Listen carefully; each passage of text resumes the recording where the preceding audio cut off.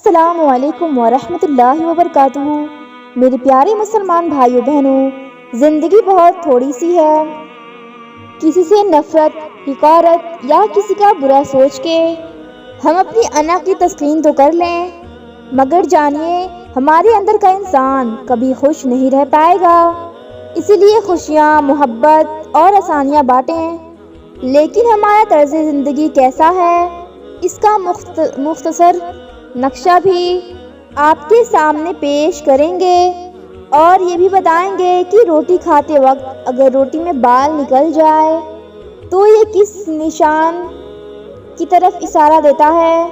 میرے پیارے مسلمان بھائیوں بہنوں، زندگی ایک بار ملتی ہے، مگر ہم دکھوں، پریشانیوں کی طرف نظر کر کے دنیا کو ہی اپنا عذاب بنا لیتے ہیں، اور ہماری زندگی میں آنے والی مشکلات ہماری ہی پیدا کی گئی ہوتی ہیں، مگر ہم دوسرے کو پریشانیاں، ٹینشن دے کر انہیں دکھ پہنچاتے ہیں، ایک دوسرے کا برا سوچتے ہیں، منافقت پر ایک دوسرے پر بازی لے جاتے ہیں، اور کسی کو ترقی کرتے ہوئے دیکھ نہیں سکتے۔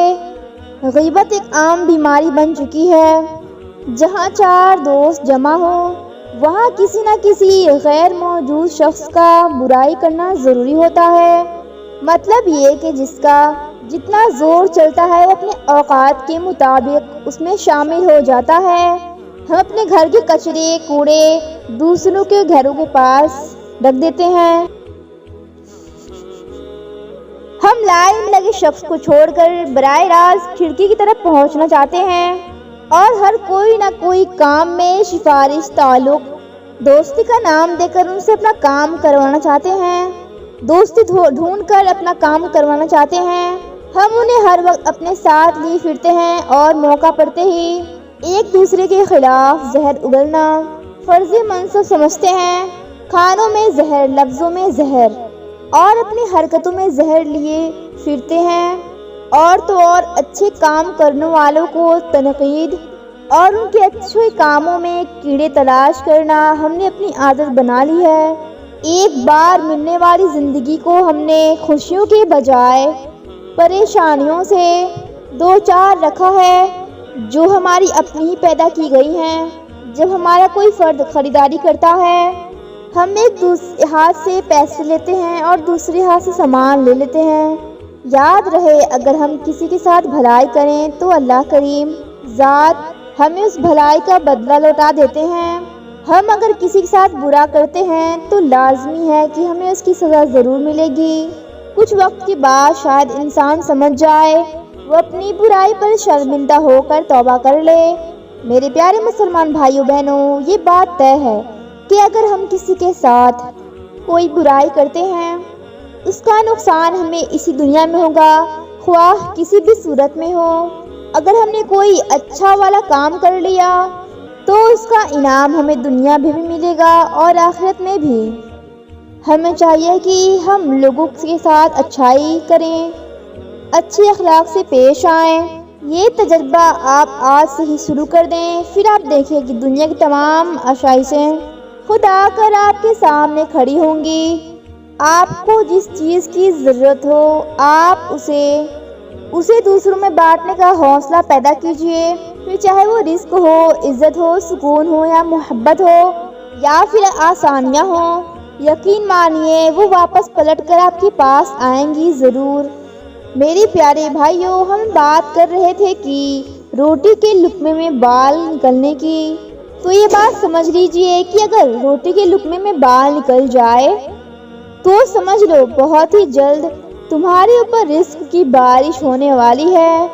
جی ہاں دوستو، یہ بہت مشہور مقولہ ہے۔ روٹی میں بال نکلنے پر آپ کا انداز کیا ہوتا ہے، یہ کمنٹس میں بھی آپ کو بتانا ہے۔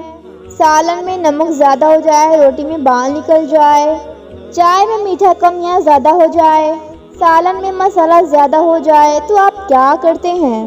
اگر گھر میں ایسا ہو جائے تو ہمیں کیسا سلوک کرنا چاہیے؟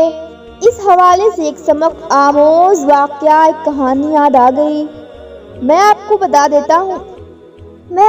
دیتی ہوں۔ کہتے ہیں ایک شخص اپنے کام سے واپس گھر آیا، اپنی موٹر سائیکل ایک طرف کی، اپنا سامان ایک طرف کیا اور اپنا ہاتھ دھل کر چارپائی پر بیٹھا اور اپنی بیوی سے بولا، میرے لیے کھانا لگا دو۔ بیوی نے کھانا لا کر اس کے سامنے رکھ دیا۔ اس شخص نے جیسے ہی لقمہ لیا تو فوراً ہی اس نے لقمہ چھوڑ دیا، تھوک دیا۔ کھانے میں نمک اتنا زیادہ تھا جو کھانے میں تکلیف دے رہا تھا، اس وجہ سے اس نے کھانا تھوک دیا۔ اس شخص کو بیوی پر بہت غصہ آیا اور کھانا سائیڈ میں کیا اور بیوی کی طرف بڑھا تاکہ وہ اپنا غصہ ٹھنڈا کر سکے۔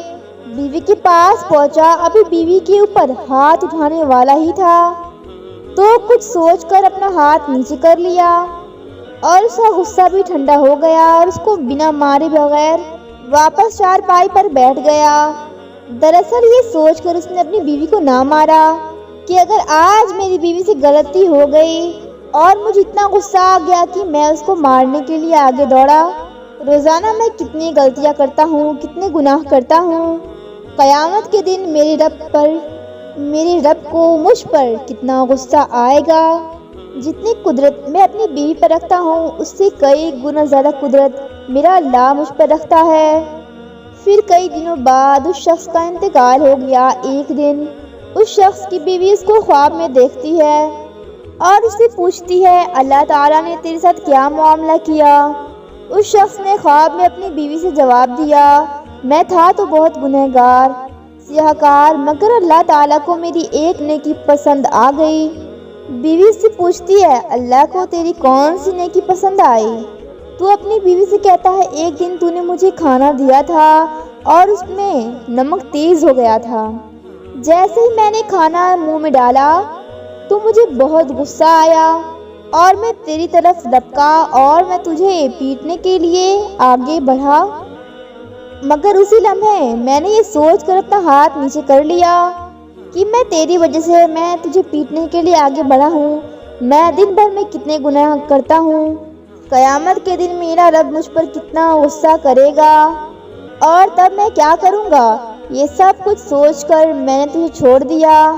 میری یہی نیکی اللہ تبارک و تعالیٰ کو بہت پسند آئی، اسی نیکی کی وجہ سے اللہ تعالیٰ نے مجھ پر بخشش فرمائی ہے۔ میرے پیارے مسلمان بھائیوں بہنوں، یاد رہے، جو رحم کرتا ہے اس پر رحم کیا جاتا ہے اور جو رحم نہیں کرتا اس پر رحم نہیں کیا جاتا۔ بیوی کی چھوٹی چھوٹی غلطیوں پر ان کو مارتے پیٹتے رہنا یہ جاہلوں والا کام ہے۔ ہر شخص کو یہ سوچنا چاہیے، جتنی قدرت مجھے میری بیوی پر ہے اس سے کئی گنا زیادہ قدرت میرے اللہ کو مجھ پر ہے۔ قیامت کے دن میرا رب مجھ پر کیا سلوک کرے گا؟ اس لیے چاہیے گھر میں نرمی کا معاملہ کیا جائے اور اللہ کی مخلوق پر رحم کیا جائے تاکہ قیامت کے دن اللہ کی طرف سے آپ پر رحم کا معاملہ ہو۔